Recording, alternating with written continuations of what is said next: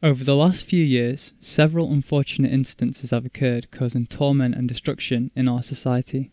One of the more significant ones being in Manchester when the Manchester Arena bombing took place on the 22nd of May 2017.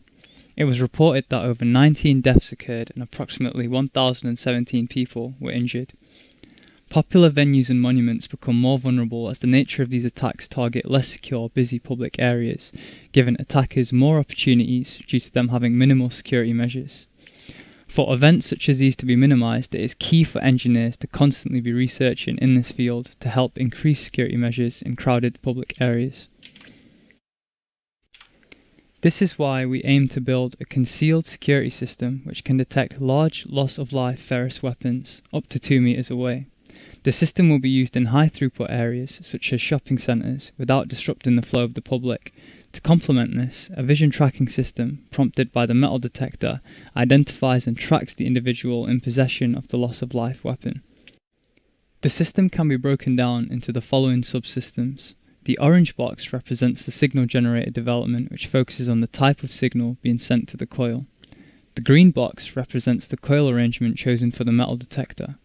The blue box looks at signal processing and data acquisition unit, and the pink box represents the vision tracking system.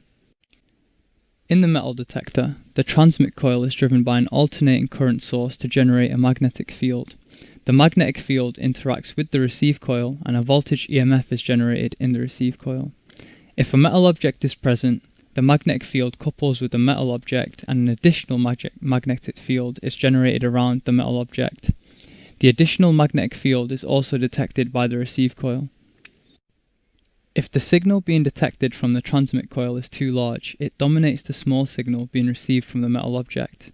Therefore, a balancing coil is added to the design to reduce this. The voltage EMF generated in the balancing coil flows in the opposite direction to the receive coil. This effect cancels the field caused by the transmit coil, and the receive coil only detects the magnetic field caused by the metal object. A concentric coil arrangement is used to achieve a detection region of 2 meters. The dimensions of the coil have been chosen to enable the metal detector to be easily concealed. This prototype is similar to what the client can expect the product to look like when installing it in crowded public areas. The final design of the metal detector is the same as a prototype, the only difference is that the hardware is concealed and protected by the casing on the front and back. A novel voltage to current converter called the improved Howland current pump is used. Through LT-SPICE simulations, it was determined that the converter presented an increase of 33.8 decibels in signal-to-noise ratio when compared to generic circuits such as the inverting amplifier. Using a fine-tuned resistor-capacitor compensation loop, the circuit robustness was improved with a change of 11% in the output current being simulated when increasing the number of coil turns from 1 to 4. This is equivalent to an increase of 7.8 times in impedance. A monolithic instrumentation amplifier is used to amplify the low-level signal coming from the receiving coil.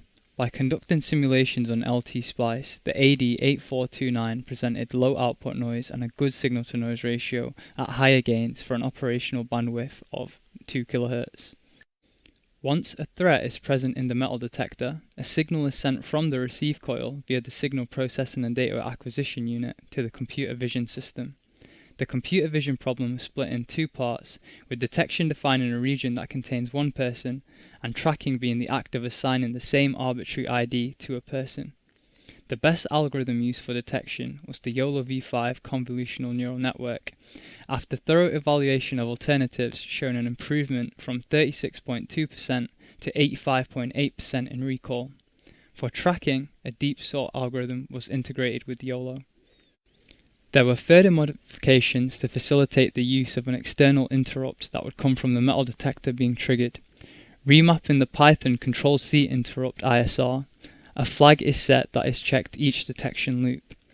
If the flag is found to be set, all detected people are checked to see if they lie within the metal detector's region, and have their IDs added to a threat list. Each person on this threat list then has their bounding boxes drawn in striking red for easy identification by security. To conclude, the team were able to make the proposed tag and track system as set out in the aims and objectives. For future work, we could implement a tomography system and a Kalman filter, both of which would improve robustness to occlusion.